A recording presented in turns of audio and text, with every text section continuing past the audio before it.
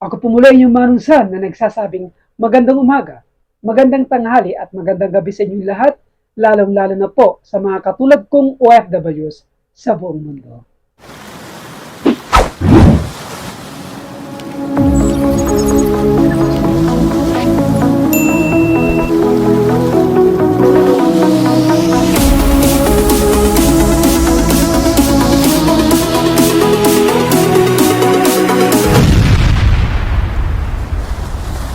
Merry Christmas po sa ating pong lahat sa taong itong 2025.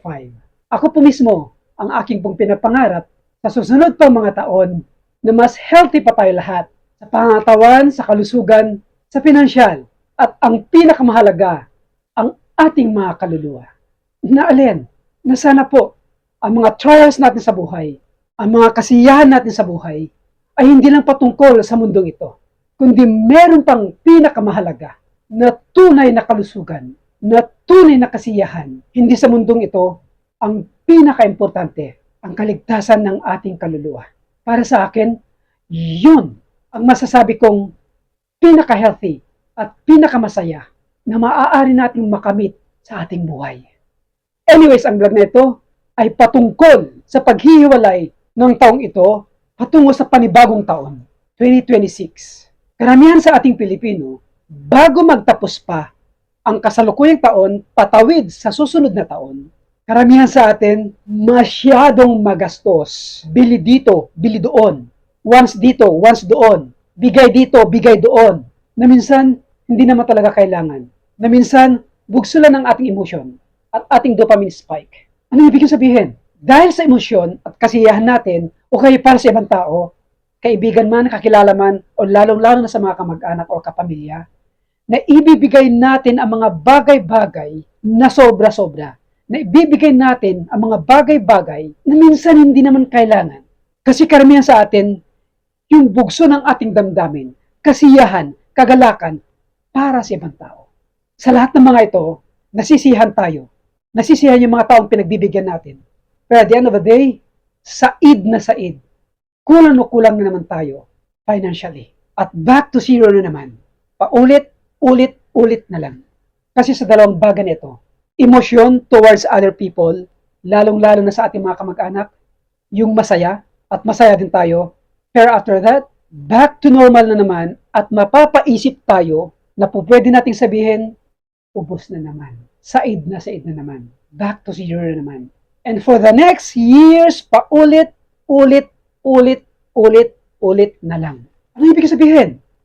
Tayong mga providers, kailangan maging keen-observer tayo sa ating pamilya. Dapat alam natin, needs ba or wants ba ang ibibigay natin sa ating pamilya o kaya sa ibang tao. Napaka-importante yun. Lalo na sa mga OFWs ko, ito ang palaging ginagawa natin.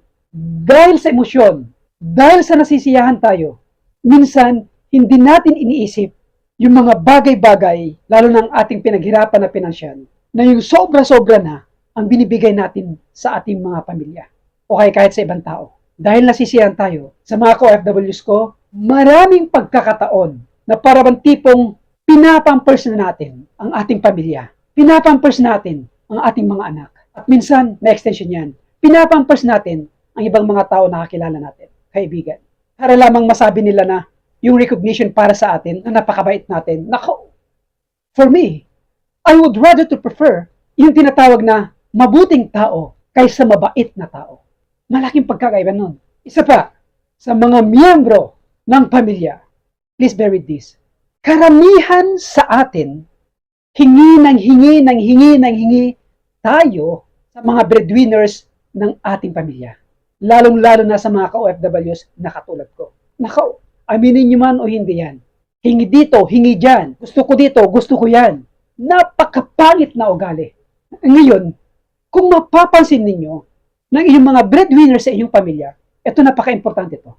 Look, kung mapapansin ninyo yung mga breadwinners ng ating pamilya, pag mapapansin nyong mapagbigay masyado at walang preno sa pamimigay sa inyo, kung meron kayong magandang kaisipan, i-advise nyo sila.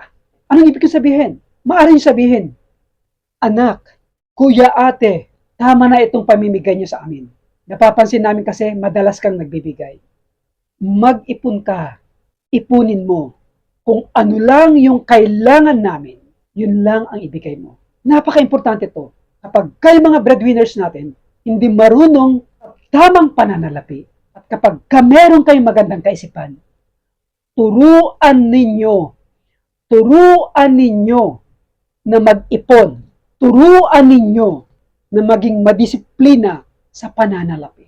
Napaka-importante yun. Napaka-importante.